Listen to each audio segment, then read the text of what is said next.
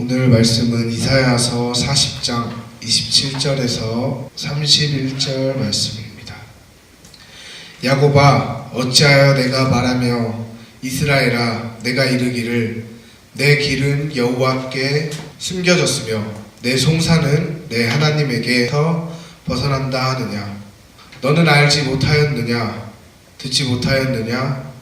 영원하신 하나님 여호와 땅 끝까지 창조하신 이는 피곤하지 않으시며 곤비하지 않으시며 명철이 한이 없으시며 피곤한 자에게는 능력을 주시며 무능한 자에게는 힘을 더하시나니 소년이라도 피곤하며 곤비하며 장정이라도 넘어지며 쓰러지되 오직 여호와를 앙망하는 자는 새 힘을 얻으리니 독수리가 날개치며 올라감 같을 것이요 다른 박질하여도 곤비하지 아니하겠고 걸어가도 피곤하지 아니하리로다. 아멘. 여러분들의 2018년 작년 한 해는 어떠하셨나요? 반복된 일상에 지치신 분도 계실 거고 또 계속 잠을 자도 피곤하신 분도 계실 겁니다. 또 새로운 도전으로 인해서 설레이는 마음을 가지고 작년 한 해를 보내셨던 분도 분명 계실 것 같습니다.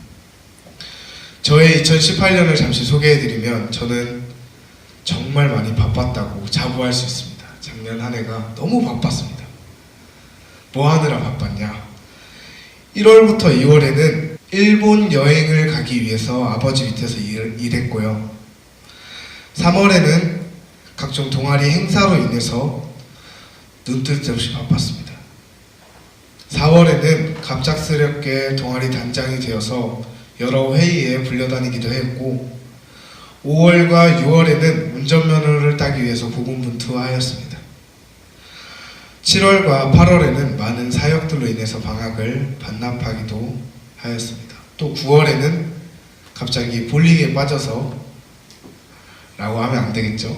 9월에는 학부 회계 자리가 비었다 그래서 회계로 섬기기도 하였습니다. 10월은 동아리의 방향성 문제로 심적 고민에 빠져 있었습니다. 11월에는 본격적으로 우리 목요 집회가 시작되어서 또 열심히 준비하고 또 다른 곳으로 전도사 사역을 나가기 위해 기도하며 준비하기도 했습니다. 역시 12월에도 꾸준히 기도하며 전도사 사역을 위해 사역을 준비하곤 했습니다. 저의 2018년 작년 한 해였습니다. 이렇게 의미 있는 것들로만 찾고 보니까 정말 제가 바빴다고 느끼고 또 자부하기도 합니다.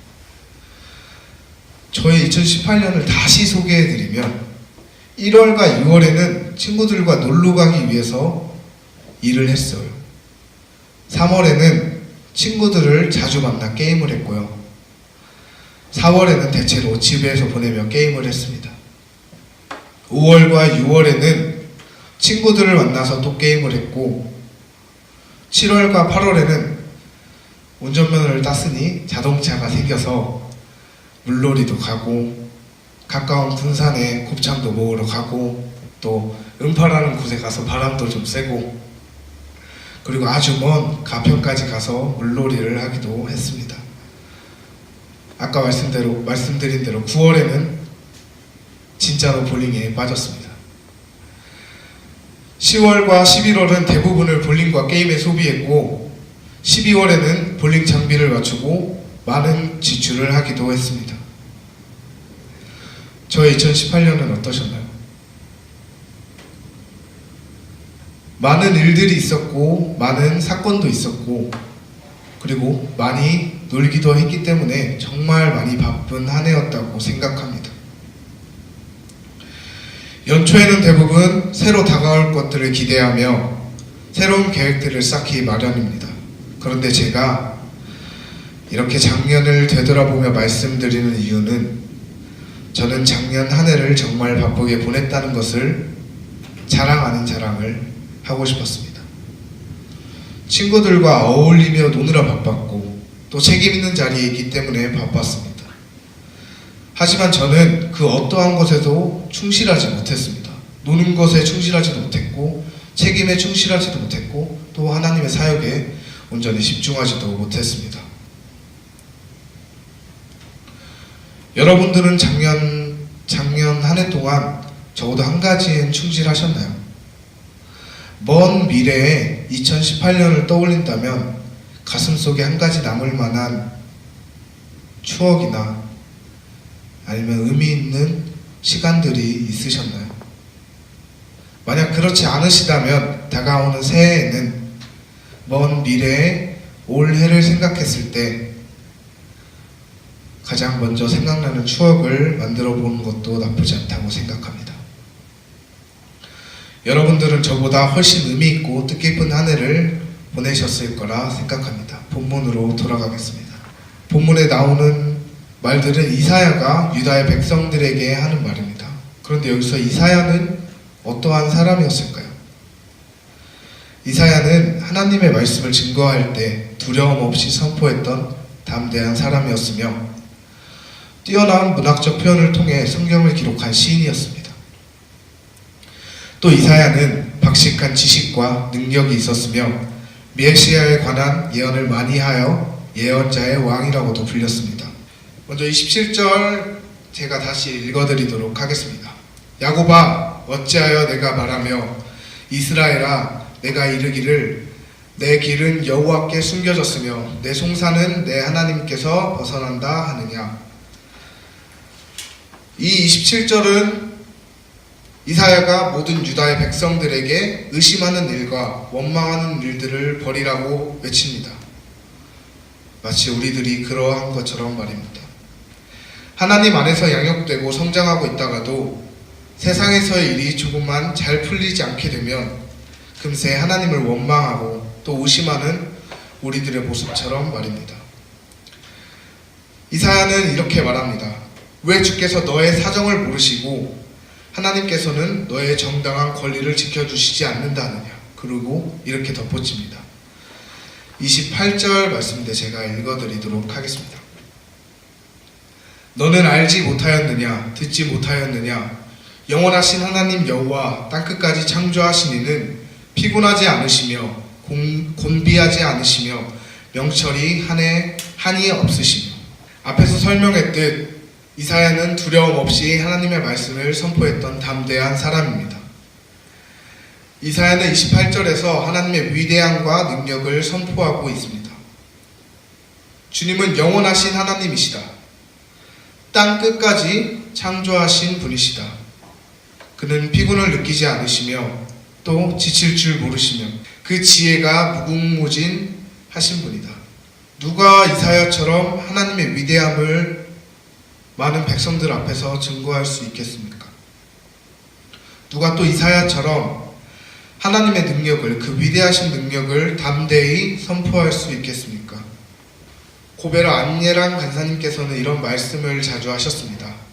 세상에 하나님이 믿는 사람이 하나 없고 하나 없을 때 주님께서 나를 택하셨다면 내가 그것에 순종할 수 있겠냐고 말이지요. 물론 전 그 자리에서 바로 대답했습니다. 전 못해요. 저는 진짜 못할 것 같아요. 라고 대답했습니다. 여러분도 한번 생각해 보십시오. 세상의 중심에서 하나님의 위대하심과 능력을 선포할 때 그 어떠한 모멸도 그 자리에 없을까요? 만약에 저였다면 차가운 시선을 마주할 자신도 없을 겁니다. 물론 이사야가 그러한 상황은 아니었지만 만약 이사야였다면 그러한 상황에서 또 담대히 두려움 없이 하나님의 말씀을 선포했을 겁니다.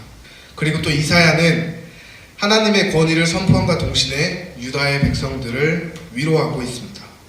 29절부터 31절 제가 다시 읽어드리도록 하겠습니다.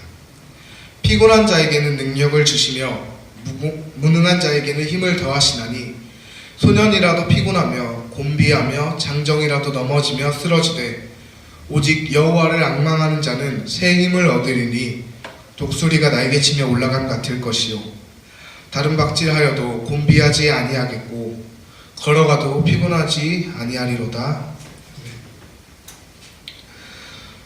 주께서는 피곤한 사람에게 힘을 주시며 기운 잃은 사람에게 기력을 주신다고 이사야는 말합니다. 그리고 이 말을 덧붙입니다. 오직 주를 소망으로 삼는 사람은 새 힘을 얻으리니 독수리가 날개를 치며 솟아오르듯 올라갈 것이요 뛰어도 지치지 않으며 걸어도 피곤하지 않을 것이다. 이 말씀은 이사야서 40장 29절부터 31절까지 말씀을 표준 세번역으로 다시 한번 읽어드린 겁니다. 이 말씀은 과연 하나님께서 유다의 백성들에게만 주시는 말씀이실까요?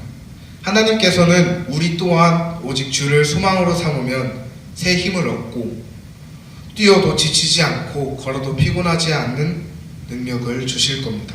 여러분, 우린 이사야 선지자가 말했듯 주님이 오실 것을 소망하며 살아가면 독수리가 날개치며 올라가듯이 절대 지치지 않고 피곤하지 않으며 새 힘이 넘치는 삶을 살아갈 줄로 믿습니다. 주께서 나의 사정을 모르신다. 하나님은 나의 권리를 지켜주시지 않는다. 불평하지 않고 여호와 하나님을 소망하며 살아가는 또 하나님의 위대하심에 설레이는 한 해가 되어 언제나 주님만을 예배하는 참된 예배자가 되시기를 주님의 이름으로 축원합니다.